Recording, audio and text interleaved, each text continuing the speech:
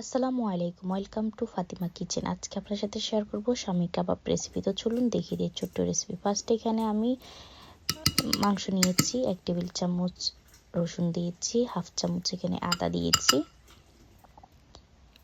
এরপরে এখানের মধ্যে মাংসের মশলা হাফ টেবিল চামচ দিয়েছি, মরিচের গুঁড়ো হাফ চামচ দিয়েছি, হলদের গুঁড়ো একবারে হাফ চামচ থেকে একটু কম দিয়েছি, লবণ স্বাদ মতো দিলাম।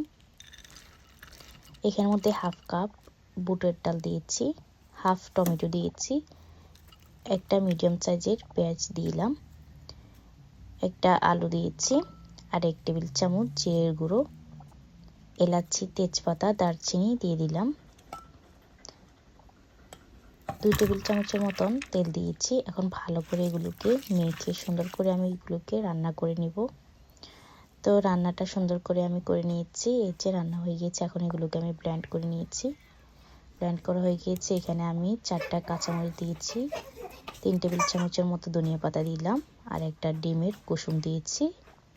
এখন ভালো করে এগুলোকে মেখে নিব, মেখে কাবাবের শেপে বানিয়ে নিব। তো আপনাদের কাছে রেসিপিটি কেমন? এখানে আমি সবগুলো কাবাব রেডি করে নিয়েছি। এগুলোকে একটু ফ্রিজে 1 ঘন্টার মতো রাখবো। 1 ঘন্টা পরে আমি সুন্দর করে ডিমের সাদা অংশ দিয়ে কাবাবগুলোকে আমি ফ্রাই করে নিতেছি। আর যারা আমাদের ইউটিউব চ্যানেল নতুন, এখনও চ্যানেলটিকে সাবস্ক্রাইব করেনি, অবশ্যই সাবস্ক্রাইব করে আমাদের সাথে থাকবেন। আর এদিকে আমি সবগুলো কাবাব সুন্দর করে রেডি করে নিয়েছি। কেমন লাগলো অবশ্যই কমেন্ট করে